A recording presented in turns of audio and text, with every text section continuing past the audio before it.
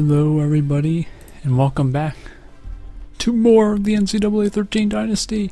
We are 6-1 going into this game against Florida International, who beat us last year. Of course, they've lost quite a number of games, but they weren't to bad teams. All their losses were against really tough teams, so a deceiving record at that. But we're starting off with Keyshawn Simpson and his ridiculously tough running. And he is a great back to have. So now we're running the option on 1st and 10. John Evans getting outside, and he'll get about 8 yards on that one. A nice little gain there, and Simpson will do the rest of the work and get a first down. And as you can see, we are ranked 25th in the country, the first time that we have been ranked. Hard to believe. Hard to believe indeed. So we're going to try a long field goal here. See if we can put this one through the uprights. And it is going to just get over the upright. 51 yards from Jesse Roy. He's a fantastic kicker for us. So now defense is going to get at it and try and stop this FIU offense, who, like I said, they've had a tough schedule, so their record isn't really indicative of exactly how good this team is, because they are still very tough, much like they were last year when they won the Sun Belt Conference. But a tough drop there on second down, so it's 3rd and 6. FIU's got to get a first down here, otherwise they'll have to settle for the tying field goal. They're going to call a screenplay here. Hilliard dumps it off, but it's going to be stuffed for no gain, and they will settle for a field goal there. Boom, right through the upright. So 3-3, we're all tied up after a 44-yard field goal. Our offense gets back to work, and it's Jim Murphy, the tight end, for a 6-yard gain in the flats there. We call a little draw with Simpson, and we're just going to go right back at it. Why not? 3rd and 1. Simpson's pretty automatic on those kinds of plays, so just go with what works, obviously. We're going to go deep, and it's Rico Brown running a deep post route over the middle of the field there, and to German now. First down again. We're driving, passing the ball very well, and German will get a first down to set us up inside the 10-yard line. We're going to call an option with John Cruz, but that gets stuffed on 2nd and goal. So now we're just going to call a little read option. John Cruz into the end zone for a touchdown, a 5-yard run. Cruz, man, this guy's just getting better and better. He's just a freshman, let's remember that. So, Big Red happy about that one here near the end of the first quarter, and it's Rhodes Jr. getting the carry for a 7-yard gain. And 2nd and 3, they go back to pass, and they're going to get a first down and a little bit more there. And now we enter the second quarter of play, and a little screen action there for about 5 yards. And Hilliard now going to roll out, but he's going to see some pressure and whip the ball. I don't know how he threw that ball like that, but he get a first down anyway. And right over the middle, it's Garner. He shakes off tacklers and somehow gets past the first down marker. So 2nd and 4 now. And Rhodes gets stuffed short of the first down marker, so it's 3rd and 1. Defense hoping to hold. They're going to go deep, and it's going to be tipped, but it's going to be caught in the back of the end zone. I don't believe this. You're going to have to watch this again, because this is one of the most ridiculous things I've ever seen in a video game. How did he come down with this, and how was its foot still in bounds? And just get a look at this. I'm going to throw out my challenge flag because I call baloney on this one. And so we're going to get a couple looks here. The ball gets tipped and caught a little bit too bang on that replay. I want to get a little slower to see if his foot is in bounds when he actually possesses the ball. And that may have been the best shot there. The call on the field stands, though. They can't overturn it. It was so close. His foot was right there. I think it did have a little bit of green. Obviously, the game thought so. So touchdown, one of the most crazy catches I've seen. So now our offense has to get back to work as it's a tie ball game at 10 apiece. Cruz rolling out. We do this a lot on 3rd down. not enough. Going to be a couple yards short on 4th down, so we have to punt it away. And FIU now trying to get to work. Just over 2 minutes to go in the first half of play. And man, oh man, here they go with a little dump off screen to right. He's going to shake off 2 tacklers and stopped inches short of the marker. So now they're looking to get the first down. They go and they get a lot more. Wright has been the man on this drive, I tell you. And so now Hilliard runs out of the pocket, and nobody is there on defense to stop him. I don't know where our defense was. They all decided to cover everybody. Nobody was on the quarterback. And we stop him for a big loss there. 2nd and 14. Now Hilliard throws for a nice little gain of 6 yards, so 3rd and 8. First down marker just about the half-yard line. They take him down short, and they're going to get the field goal here with under 30 seconds to go in the first half. So 13-10 FIU. We're looking to just go into the half and see what we can do to get going in the second. So John Evans set to return. Here he goes. It looks like he's got a little seam, but oh, it's a fumble, and FIU is going to recover at the 30-yard line plus a flag, which was a face mask against us. That's Kadeem Jones, the fullback, on the kick coverage there. He face masked the guy who recovered it, and now they're going to go right here. 19 seconds left. They have enough time here to get into the end zone, and they do. And just like that, it goes from a 10-10 game to a 20-10 game before halftime. So we just... the fumble on that kick return killed us going into the half. So we really have to start reversing things here, and they get the ball to start the second half. Luckily, Wright dropped that pass. 2nd down now. Rhodes Jr. doing some juke action. He's going to get about 7 yards. Nice little play there. Handoff to the right side. Rhodes Jr. is going to take it outside for a huge gain. Well, not really huge, but still a decent enough gain.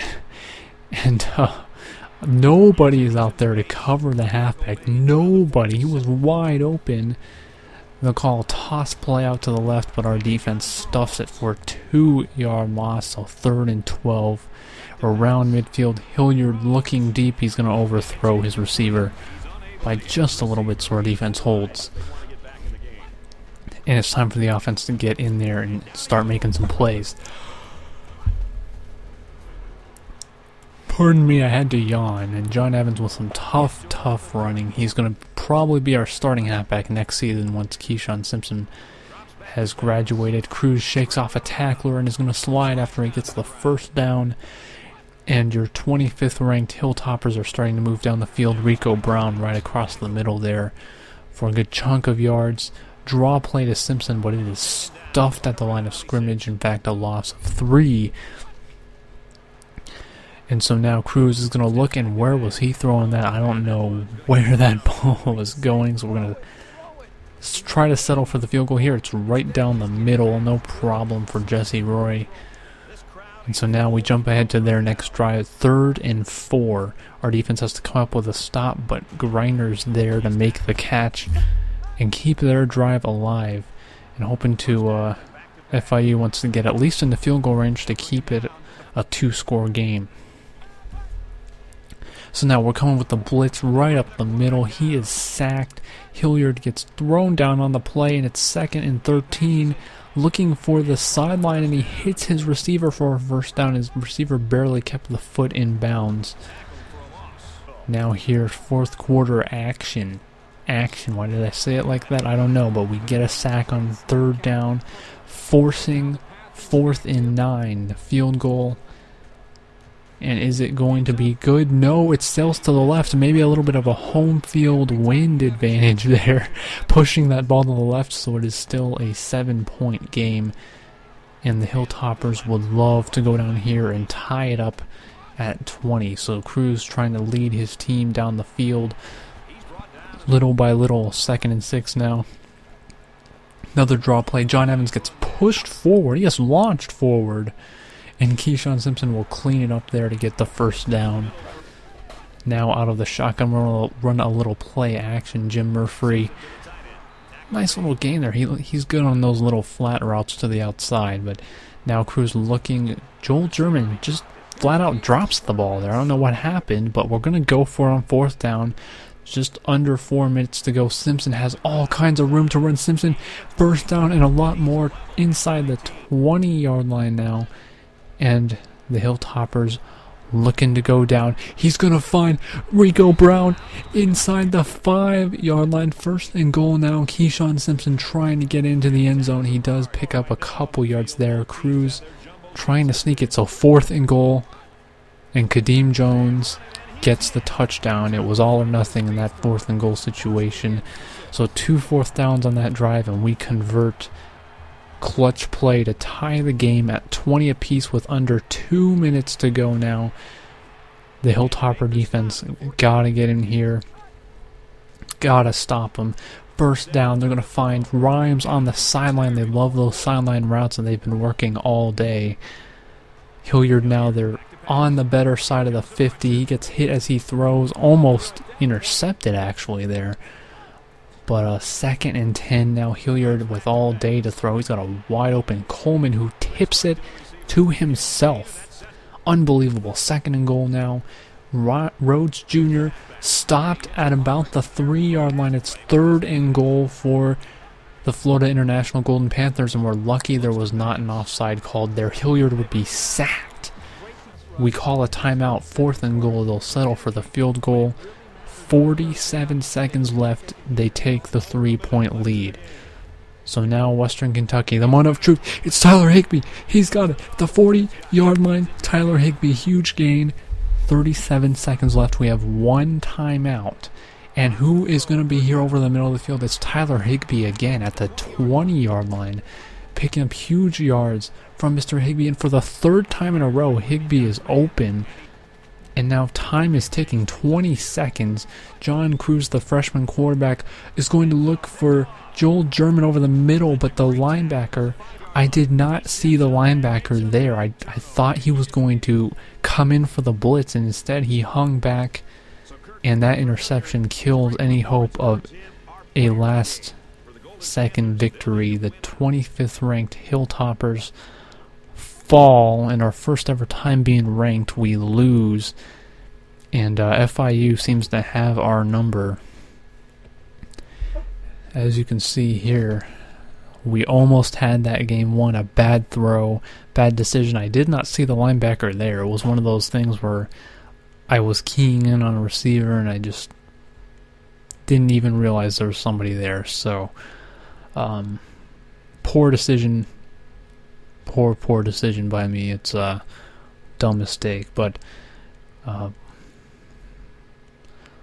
still, we've got a winning record, and we're still in the race for a Sun Belt championship. It's not over yet. So our goal for winning the Sun Belt is still active. It's still alive. As you can see here, they had a pretty good day offensively. Rhymes, look at that, almost 100 yards receiving. Wright had 66 on 5 receptions, a good day for some of their receivers. They also have a guy named Cheeseborough, which cracks me up. I don't know why, I think it's funny. Cheeseborough.